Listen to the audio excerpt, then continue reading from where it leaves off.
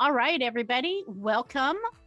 We are doing an unusual Women in Safety show today. We're doing it live. We've got people in the Zoom room and we're on LinkedIn Live as well. And it is International Women's Day or Women's Month, depending on your view. And we've got a special episodes in store. Amandeep, what are we doing? Share with us. Yeah, absolutely. So our whole idea behind this was to get women together and look at past, present, and future, looking at and basically sharing stories, getting 3 women in particular to get together, share their experiences, and actually engage and have a meaningful, candid conversation around health and safety, and specifically looking at women in safety. So having said that, I'd like to present our first guest, Candice Brown. With over 15 years of experience in health and safety across BC construction industry, Candice is very passionate. I actually personally know Candice. Candice and I are not only related through work, but we're good friends as well. I can tell you Candice is passionate about improving physical and mental health. Candice and I, we've had many conversations around mental health as well, and also safety of all workers in the industry. Candice is just absolutely amazing. She spent her career working to move the conversation of safety away from hazard elimination and behavior modification to a more holistic approach of listening to workers in the field and finding solutions that stem directly from their needs. She is a huge mental health advocate and has successfully headed various collaborations that bring awareness to mental health in the industry. As a mom, as a community member, as a volunteer, Candice is she's kind-hearted and dedicated in her approach to all things inside and outside of work. Awesome. Thanks, Amandeep. Can I allow my face this morning? No pressure. Candice, what was it like for you when you started your career in health and safety? I was thinking about that the other day, and I had to laugh thinking about some of the experiences that I had going back to the first job site that I went on.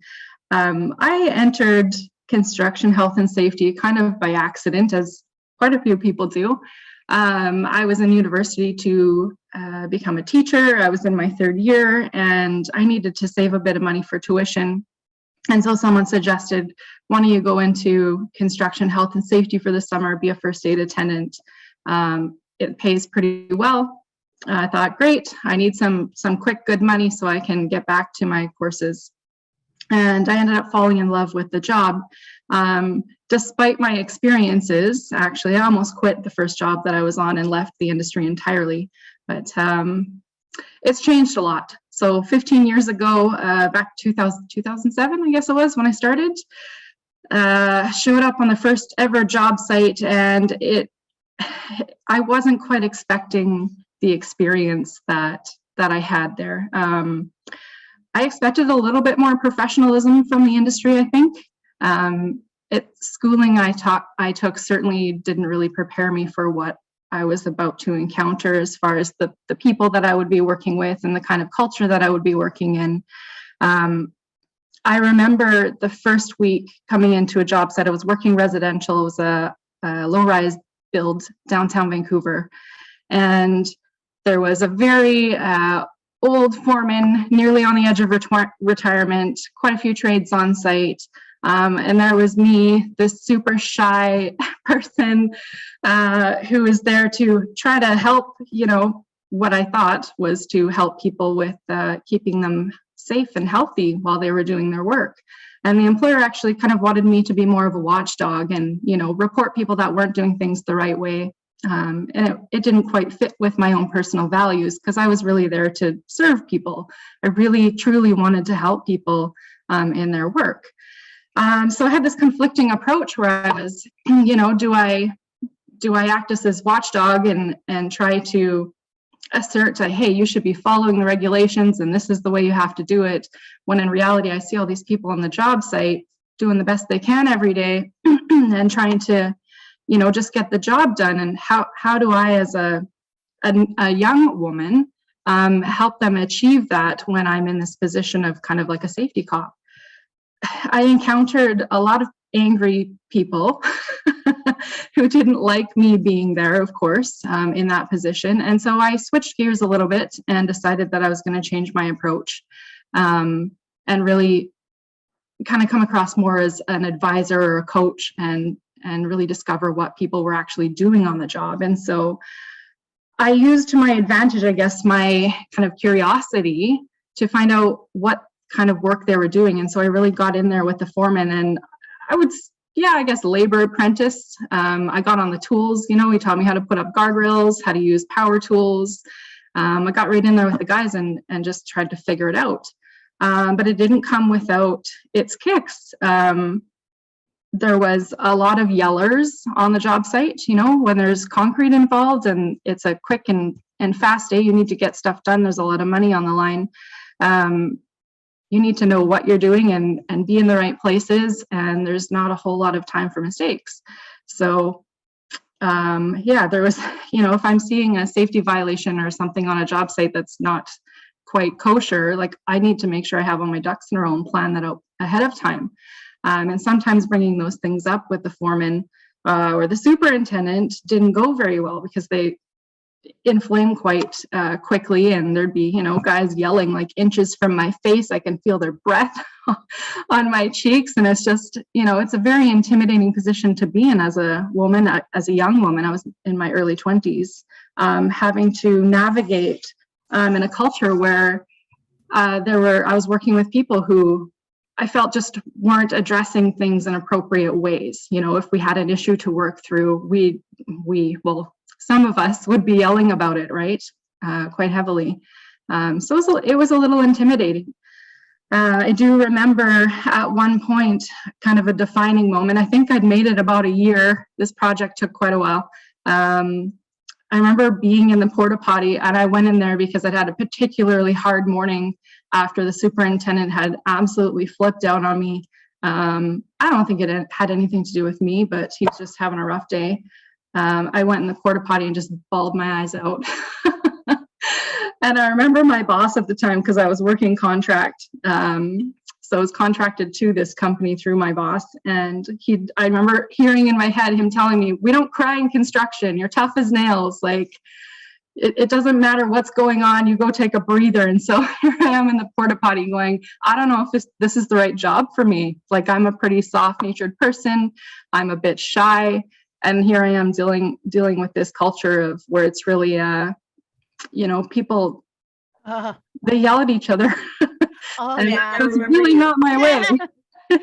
Absolutely. I remember you sharing that with me. I'm just wondering, Candice, did you have any like female allies or anybody on the site, or was it mostly just you? Like, were there any other women around? It was just me. Yeah, that's another thing, is I felt really lonely being the only woman on site. Like I learned to make friends pretty quickly, or balance that friendship professional kind of relationship with the guys once we got over kind of the novelty of having a female on site. I think there were a few trials and tests with what my boundaries were, I would say, guys making some lewd comments, or the jokes that they would crack in the, at the toolbox talks and whatnot. But once I got, a couple of the male allies on my side, things were a little bit better for me. But that took me really building those relationships, I think, and establishing like right away, as soon as somebody would say something that was a little off, or that I wasn't comfortable with or didn't feel was professional, and to confront it right away and be like, yeah, you know what, maybe not in the workplace, pal.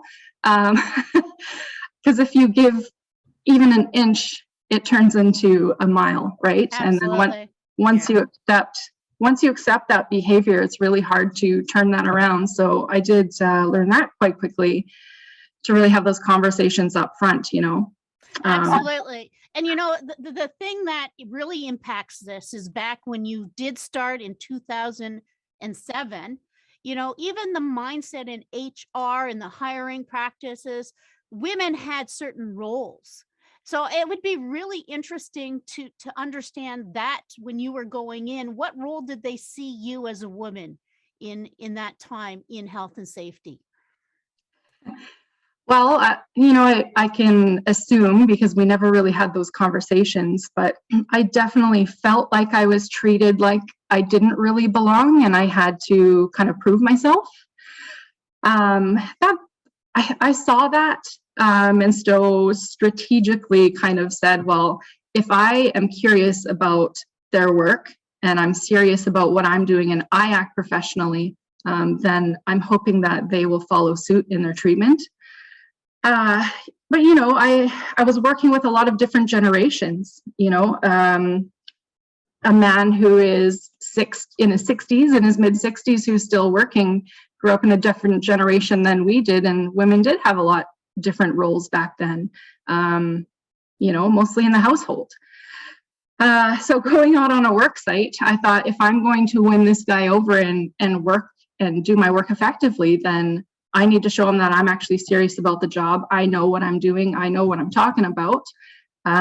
So as far as health and safety, so I really need to learn what the heck he's doing. So I kind of used his relationship, knowing that he probably held these views of women in the workplace, or maybe he did, maybe he didn't, as different than I did. If I was interested in his work and I really used him as kind of a mentor, that would be a better strategy for me to be more effective at my job.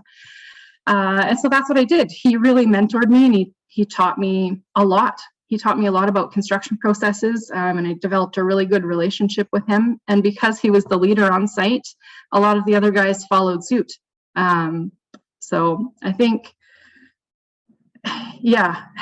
I think it's gotten a lot better over the last 15 years, at least for me. I know that my first experiences in construction, definitely I don't experience any of those things anymore in my current roles, current and previous roles, actually, over the last several years. So I think it's changing, but it is really, it's dependent on the leadership a lot, right? Like if the foreman or the superintendent are the types who are disrespectful and you're not able to establish good relationships with those people, especially if they hold those types of views, then the rest of crew is probably going to see you the same, right? So that's brilliant that you had, at least, like you were saying, how you didn't have a female or like a woman on site, but you had that male ally, and just to kind of strategize and build that relation, and then going forward as well. And then actually having, I think with women, stereotypically speaking, we are more empathetic, we are more understanding, we listen to people, whereas with men, they operate a bit differently. And I'm just reflecting on, Candice, your experiences as well as my own, having worked in male dominated industries all my life. And that's awesome that you were able to do that. I got a question for you. So if you could go back in time, what sort of advice, or what would you tell your younger self?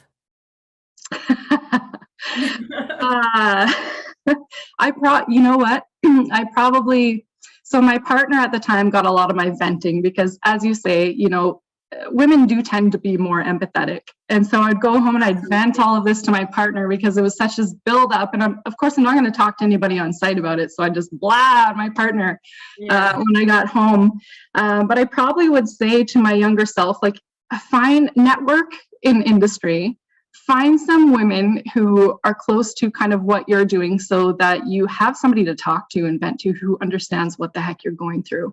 That came a bit later for me in my career, once I realized that I needed that, and how beneficial networking was for me. But yeah, having that woman to call, even if I had that woman to call when I was having that porta potty moment, things might have gone a little differently, just to vent, like, this is what's going on, this is how I'm being treated. My boss told me today that a little makeup wouldn't hurt. I'm like, what? I'm not here to look pretty, I'm here to do a job. Oh, man. I think we've all had our porta potty moments in construction. Totally, I think so. Yeah, I would definitely tell myself, like, find some females who understand what you're going through in industry, and really establish a good networking early on. Yeah, that's what I would tell myself. Yeah. I can so feel you. I remember when I when I was at Metro, and it just feels so lonely, so lost. And that's what brought me out into LinkedIn, actually, was searching for like-minded women who were going through the same thing. Absolutely. Yeah, definitely, for sure. So leading into my next talking point here, what's helped shape and define you as a professional or the person you are now? And based on those past experiences, what more? That's a good question. I think those past experiences did help shape and define me because, well, as a person, first and foremost, I was fairly shy, painfully shy entering into construction. Shy? When was this? Like, couldn't even look people in the eye type of, Really? severity level of shyness. Yes, terribly shy. Okay, this is before we met then. Yeah, long time ago. Yeah. So working in construction really helped pull me out of my shell. I'm the type of person, I think, who enjoys challenges. I want to continually scare the shit out of myself. So I do things that, scare me quite a bit, so I grow. So construction was one of those things, and it really helped pull me kind of out of that shyness and really assert myself. And then I was able to do a lot greater things in my career, I think, because of that, because I gained more confidence. Professionally, I think what helped shape and define me was at several years into my career, I really started going hard on networking and found people who were kind of interested in the same types of health and safety topics as I was. How do we help shape and mold the construction industry, the health and safety profession as a whole, and how we practice health and safety?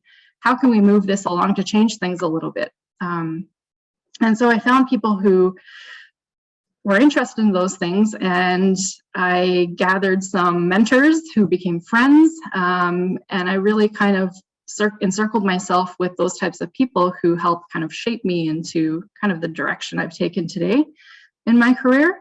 And I advanced fairly quickly, I think, because of the networking that I did. I joined the Canadian, the CSSE, Canadian Society of Safety Engineers. I got myself involved in various committees, industry technical advisory committees, NAOSH, if anyone's familiar with NAOSH, North American Occupational Safety and Health Week. So organized those kind of things and really just took a big bite out of my career and I'm doing this. And my passion just developed because I think I was surrounded by people who also, had that kind of small fire inside them and really wanted to do well in the industry. So I would probably equate who I am today in my professional life to the people around me, I think. Yeah, for sure. That's awesome. That's brilliant. So let's kind of change gears a little bit. If you were to envision the future, look, beyond where we are now, what are you seeing as a woman in safety for the future of health and safety? Can you share that with us? Well, things have improved quite a bit. Maybe I've been fortunate to not experience the things that I was experiencing, early on in my career, but we have come a long way. And I think there's a lot more respect in the workplace. There's a lot more awareness about harassment and bullying. And it wasn't that long ago. WorkSafe BC announced that there was changes to bullying and harassment, or the general duties of employers, worker supervisors, and the Workers' Compensation Act, right? And there was a big awareness around what employers need to be doing and a big push for mandatory things that they needed to put in place, policies, procedures around bullying and harassment, and how employers needed to kind of shape and define that in their organization. So I think we've had now a good chunk of time for employers to kind of get on board with that if they weren't already. And so things have come maybe to a better place. And now women are kind of comfortable in the workplace. I think men are comfortable with women in the workplace, particularly in construction. So that's where I work. And what is still pretty typically a male-dominated industry. But I see a lot more women entering. And when I was I guess halfway through my career, I would often go to one of our technical institutions where people in health and safety were getting trained to enter that workforce. And I would see a large sum of women actually in those classes.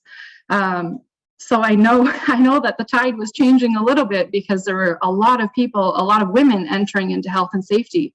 And I think part of that, from what I hear anyways, from many people, is that women kind of have this, they have a softer approach, I think, which is a good fit for health and safety role, because sometimes it can be hard for people to accept health and safety professionals in the workplace because they see them as telling them how to do their job, or it's a barrier to getting their job done.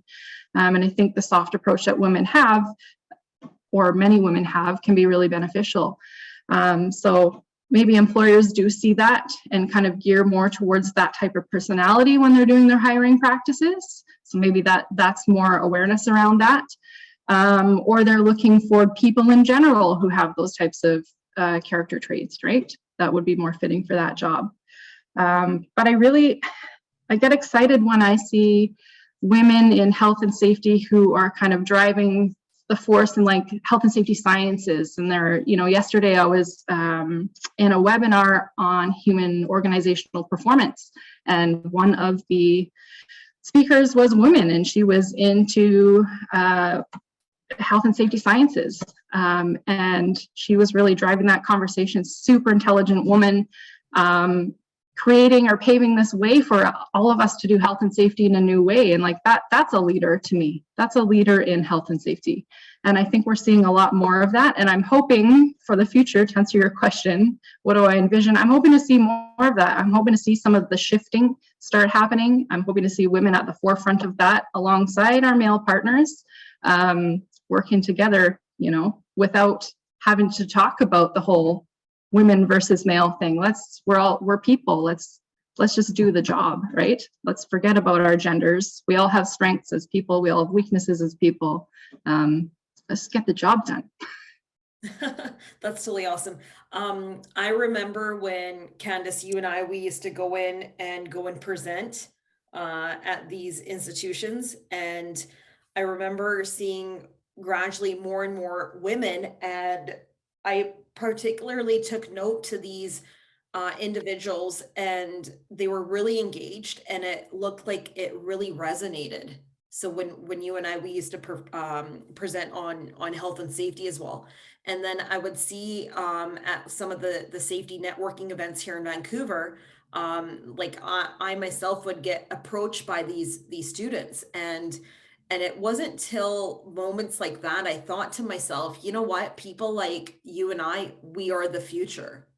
So looking at women in health and safety, and it's absolutely correct, like what you were saying, like we need to lift them up, and we need to empower them, and we need to have these platforms, these venues, these forums such as this one where, hey, we're reaching out. And I mean, like when I was younger too, there were moments where, yeah, I felt very alone. And so to take that feeling and bring it back to now, 2022, and making sure that these women that are entering, that they do have all these mentors and coaches and role models and people in place to make them feel like they're not alone.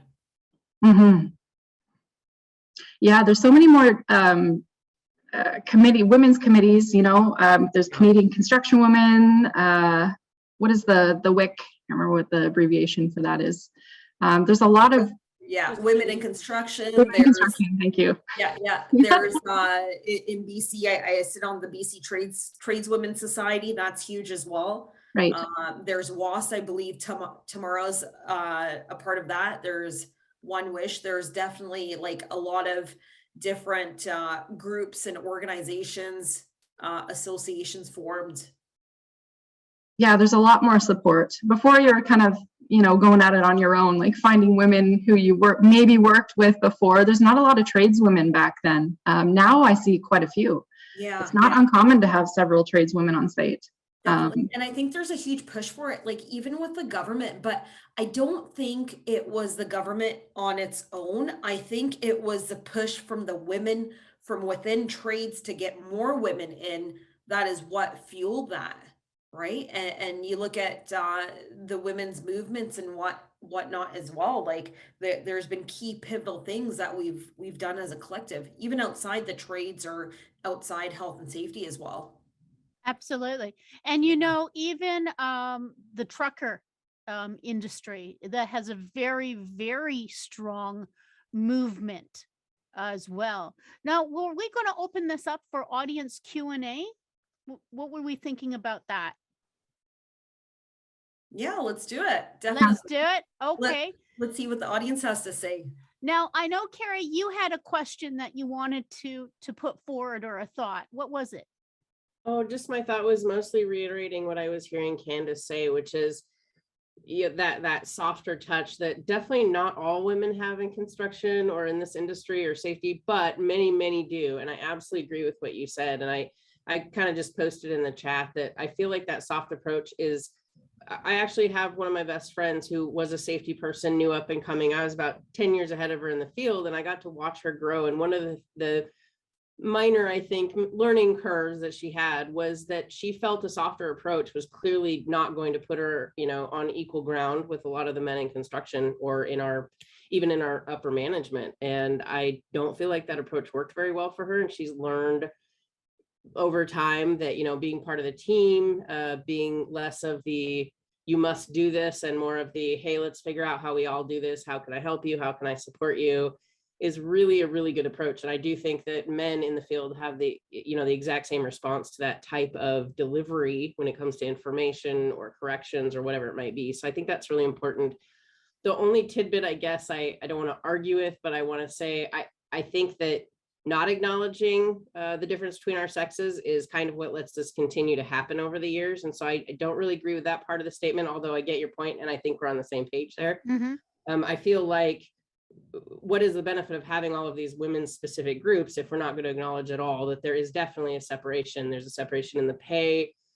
So I think highlighting the benefits to women being in the workplace, like you also were doing, saying, we have some traits that not all men have. And sometimes it's very natural for us to be able to apply those to this field and make it easier on everybody. Thank you. That's great. Thank you. I think that, that's a very interesting point to be looking at what traits we do bring to the table in different ways, because I think it's so important that if we do want to collaborate and move forward, that we also think about, like, how can we be working collaboratively together. We have different upbringings socially, right? Just even the way that as a little girl, we were treated and taught to dress or taught to behave, etc. That has to make an impact in how we are as adults, right? We aren't the same. I agree with you. I think that we're socialized. I think when it comes to men and women, or little boys and girls, I think we are socialized very differently. Mm-hmm.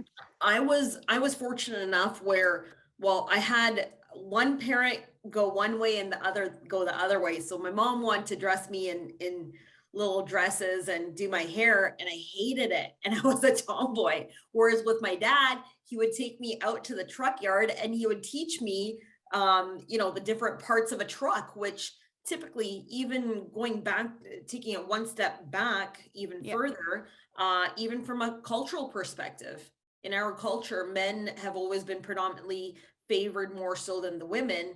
But with my dad, he never saw a difference. He never, between me and my brothers as well. And so I think, definitely, like, socializing as well, the way we're brought up and the experiences that we have, because men will never have the same experience as women.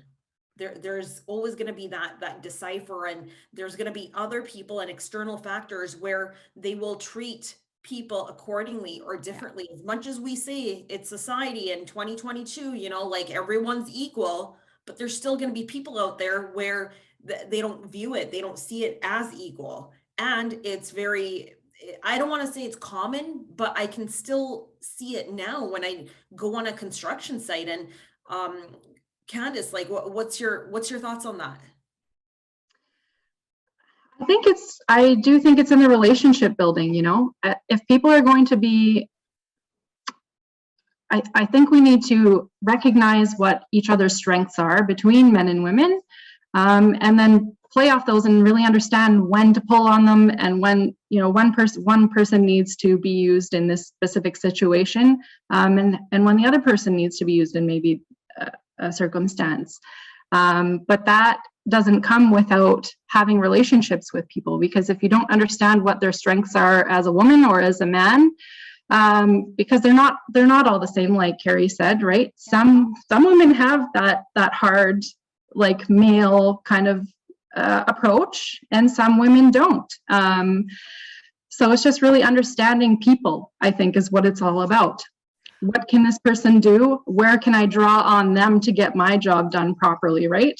How can I pull on their character traits or their resources? Like, if, say, for an example, you're in a safety meeting, and you want to talk about a particular topic, but, you know, maybe you don't have an assertive tone, or you don't have a lot of experience on the subject, then you can use that other person who, you know, if it's a male foreman, you can use them to kind of interject into the meeting and kind of put forward how they want to see things go on the job site. These are the expectations. This is what we want you to do for when you do this type of work, or whatever, right? You really kind of have to balance off each other like that.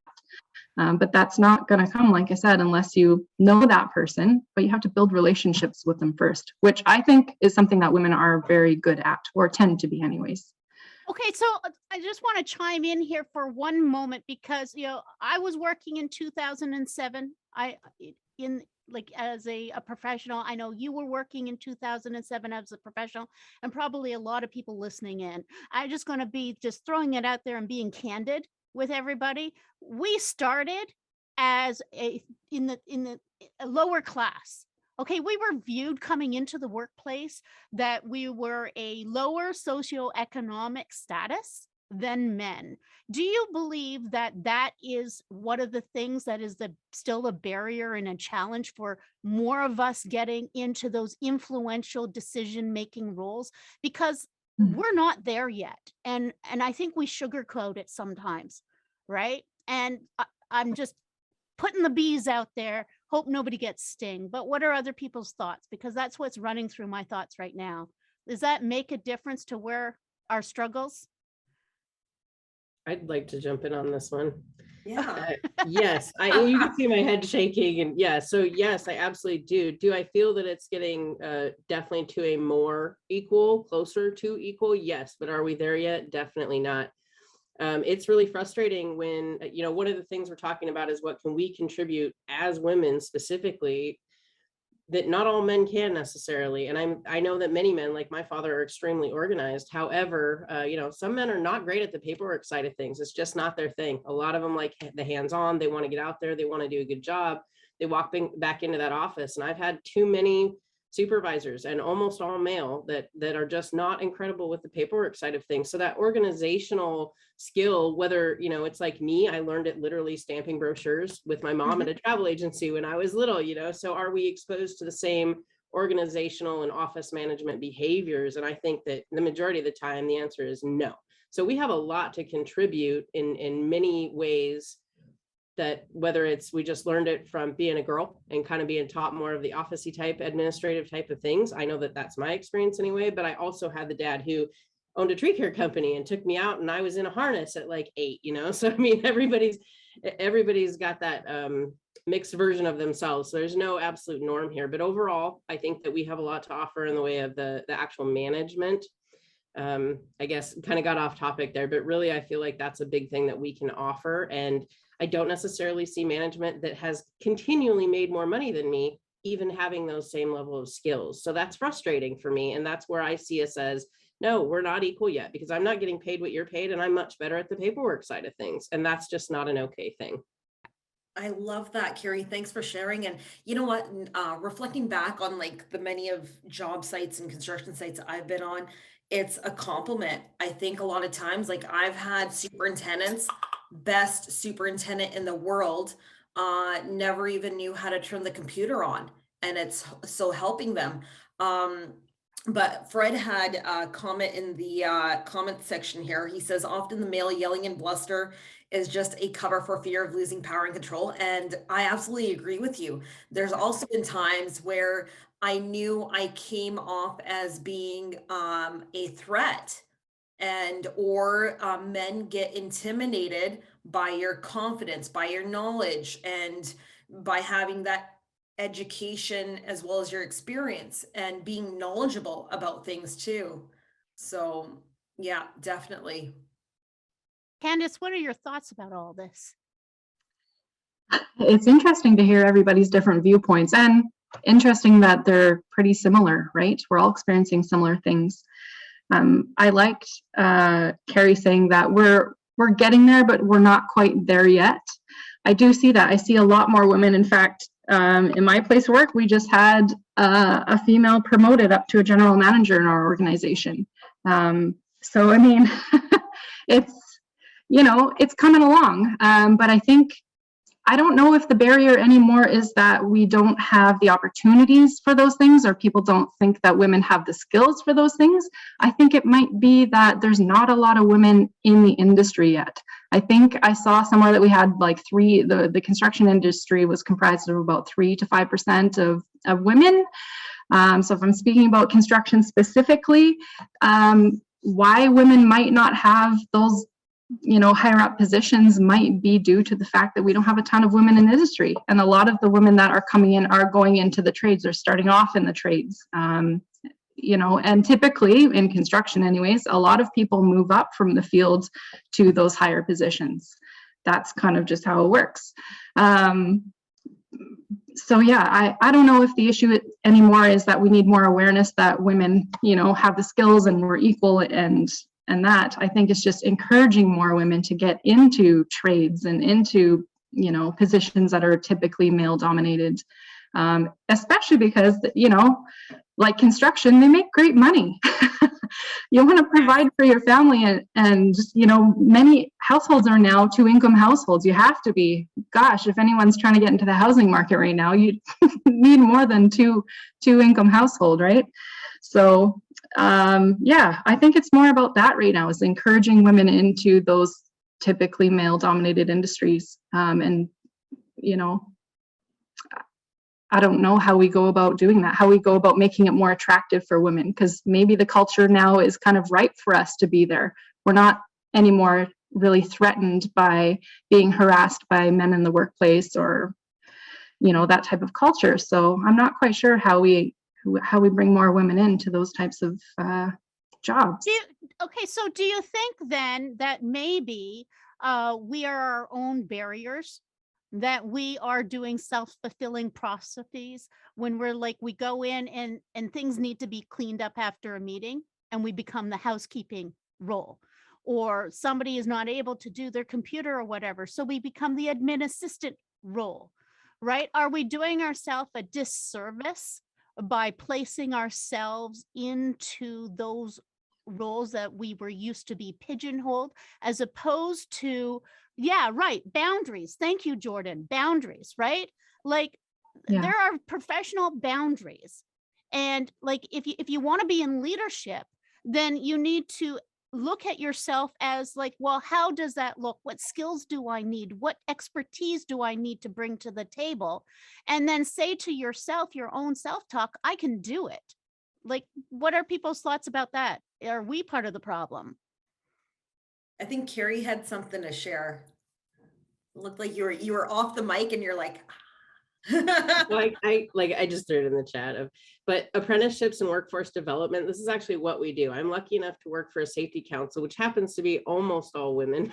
But so my CEO is a woman, my director of operations is a woman. You know, we got a couple guys around, but they're very motivational in terms of leadership and women in leadership. But apprenticeship and workforce development and just integrating at a younger age, we're not waiting, we shouldn't be, in my opinion, waiting for kids to get to the point where they're graduated and then they're going, okay, what do we do? Or that last year graduation, like, oh, what am I interested in? Like, that's actually too late, in our opinion, in my opinion.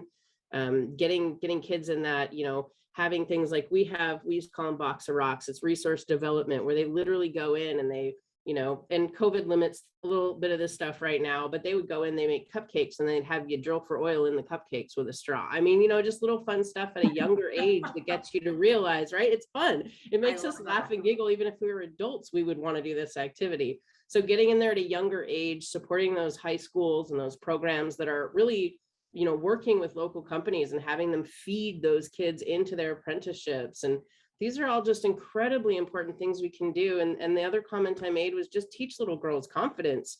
Like, I am 100% sure that 90% of my success in life is because I've just thought I can do that. And that was my parents, that was my family, that was my friends around me, not stopping me or telling me, well, you're a girl, you can't do that. Totally the opposite life. And I hope that many, many little girls get that, because I think that's what made it so easy to bust into an industry that was full of men. I love that. I absolutely love that. It makes me think of my experience and time in Alberta. So I can't speak to the East. Maybe Tamara, you can, but out in the West, I would say Alberta takes a prize. They already have trades programs. They integrate it into their high school curriculum. So even before you graduate, you have that exposure, you have that knowledge. I'm personally involved with SafeGen, which is an education training resources platform for high school students. And I present, so I'm one of their safety ambassadors.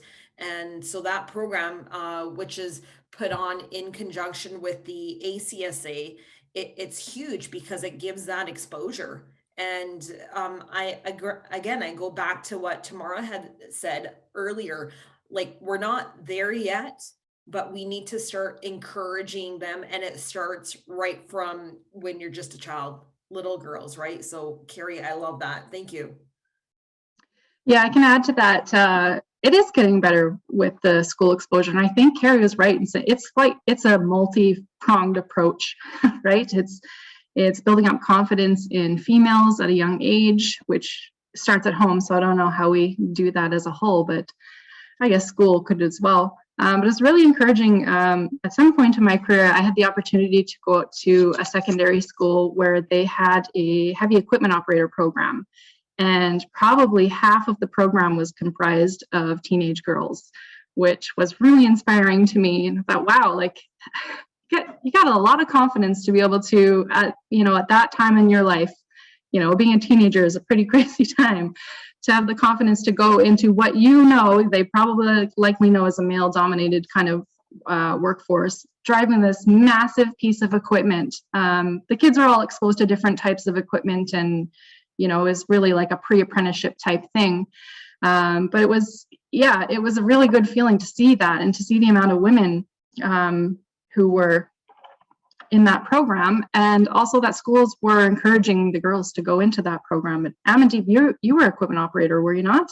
Yeah. I was a heavy equipment operator by trade before I got into health and safety. I had so much exposure when I'm actually a third generation trucker. And so I had a lot of exposure right from the gate, like right from when I was a kid. I have 3 brothers, and like I had said earlier, my dad never treated me any different, and like I absolutely loved it. And I think it's because I had so much confidence. Like, we look at classic psych argument, nature versus nurture. I think I had that inner like overconfidence almost. Growing up as a kid, I was a bit of a rebel and wild child, but just having that positive reaffirmations, and my dad telling me that I can do it, and that men aren't better than women and we're equal. So yeah, it was definitely good for sure. And yeah, even being in Fort McMurray as well, there weren't very many women up there. I would get super excited whenever I did see a woman on site, or when I was in camp, or just out and about as well. So yeah, it was definitely different for sure. Yeah, and that kind of leads into what Jordan shared in the chat is, strategies for men trying to be allies. How can we bring them into the fold? What are people's thoughts on that? I feel personally that recognizing sexual bias in your own thoughts, your words, and actions is a huge starting point. Yeah. We all have them. I don't care who we're talking about or how old they are. We have them. But I feel the more we focus on those behaviors, the more we can actually change those behaviors. And if you have women and girls in your life, support them, encourage them, expose them, whether it's various education, various careers, these ideas apply just as much at work. I think there's often times where folks, maybe will approach or won't approach a woman simply based on the fact that they're a woman, or what the, subject is, or whatever it might be, So anyway, I realize he's probably looking for more pointed things, but overall, every day we do things, or we say things, or we create activities based on some of our biases. And I think the more we concentrate on them, it shouldn't be our only focus, but I'm not Miss PC for sure. In fact, I'm the opposite a lot of the time, to fully admit it, but it's something that I think we're all working on. And the more that we talk about it, the more we'll work on it, the more it becomes a norm to work on it. Yeah. I brought Jordan on camera to share their thoughts. Do you want to share your thoughts, Jordan?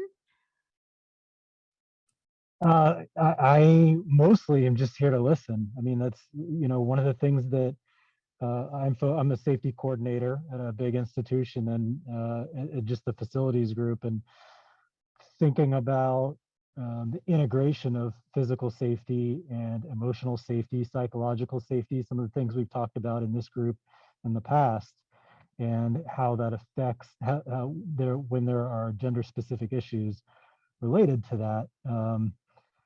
Just learning how to integrate and be proactive about it. So I thank you all for all the information that you're sharing. I just want to say props to Jordan, because you're walking the walk. You being here and you acknowledging that this is something that we need to consider. That's it. You're doing it. Thank you. Thank you. I appreciate that. We're one step at a time. That's awesome. Yeah.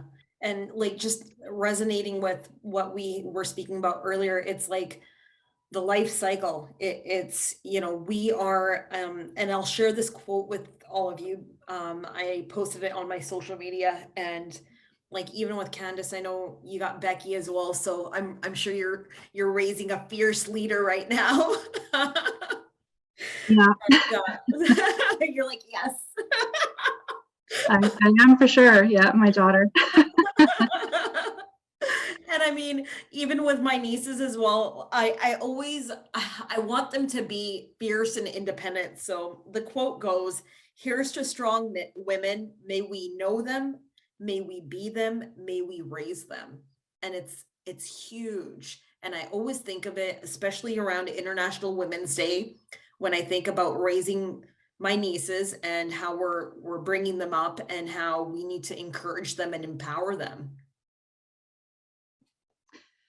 Yeah, totally. I'm constantly exposing my daughter to new and different things that would, like Carrie was saying, like recognize biases, right?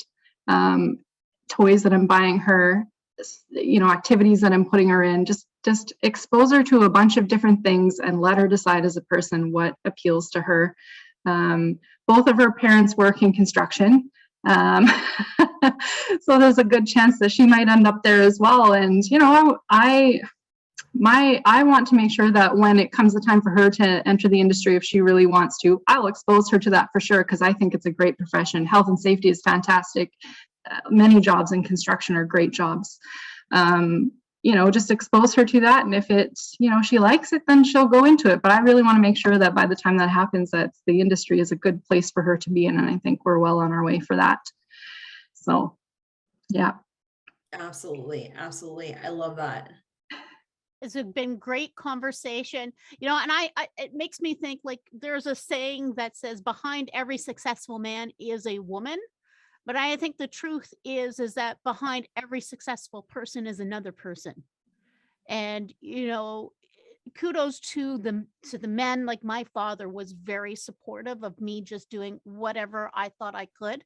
And I've been privileged to also have other individuals through my walk, men who also said, you know what, if you want to do it, go ahead and do it. Like, just go through those challenges. So to acknowledge that for our allies is also very important. Mm-hmm. Yeah, absolutely, for sure. Well, I see we are almost at our time. So I did want to ask you, Candice, before we leave today, did you have any lasting thoughts that you wanted to leave with our audience? Yeah, actually, I wanted to take it back to something that you'd said earlier about the negative self-talk. I think probably if I was going to leave anybody with some final thoughts, it would be, you know, as women trying to forge a way through this and work in these industries, I think it's important that we are our own best champion. And I know it, for me in particular, could get really hard sometimes to believe in myself and feel like I fit in here, that I should even be here in the first place. Like maybe this just isn't the right spot for me. And there's a lot of negative self-talk going on throughout my career until I got to a comfortable spot, and when culture shifted a little bit too, right? So I think just watching that, listening to yourself, listening to how you're feeling when you're in your work, and not being that accommodator 24/7. You know, I think what you said before about, do we put ourselves in the position and do ourselves a disservice because we do accommodate? Women typically are accommodating. Just be aware of that and watch for it. And if you hear yourself crossing your own boundaries when you're being asked to do something, you know, that is typically you're going to do it because it's more, that's a female thing, you know. If you're being asked for that reason, like, listen to your gut, listen to your heart, set your boundaries, know them ahead of time, and be confident in them. And if you start having those negative self-thoughts cropping up in your head, talk to yourself like a friend would talk to you, and you know, work yourself out of it and be confident in knowing that, you know, you're doing something good for paving the way for the rest of the females, particularly my daughter. Yeah. That's awesome. Thank you so much. Thanks for sharing that, Candice. So much to take away from that. Absolutely. Yeah. Thank you so much for joining us today. This has been amazing. Yeah, thank you for having me on. Thank you. Yeah. Did anybody have any last questions that they wanted to ask in the chat before we go? Or any last thoughts or comments? I agree with you, Candice, entirely. Support yourself and support other women. I mean, support everybody, right? Everyone in health and safety's got the same goal, but really, I can't say that I've seen women hold women back any less than I've seen some men hold women back. So, you know, definitely support each other as well. I feel like that was your overall point there. Yeah. Thank you. Great. Thank you. Right. Well, thank you, Candice, for joining us today. This was great. Amandeep, did you have any last thoughts?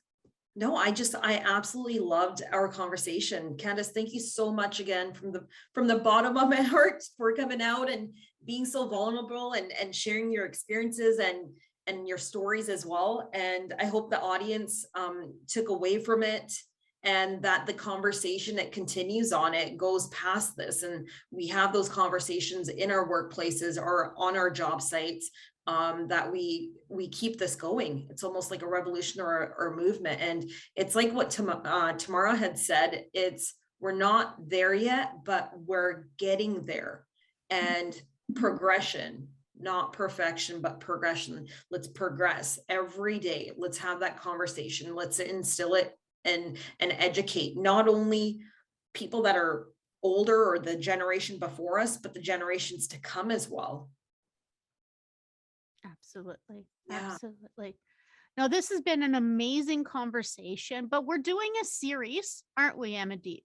Yes, we are. So our next one is going to be on, is that March the 17th? Am I right? It is next Thursday, the 17th. Yep. So it's 9 a.m. Pacific Standard Time. Yep. And what time would it be yours? 12. It'll be 12 noon again. And so who do we have next time joining us? So our guest for next week, her name is Stacy Glanville. And I don't see her on the call today, but she too is in construction, and another woman in safety as well. Awesome. Awesome.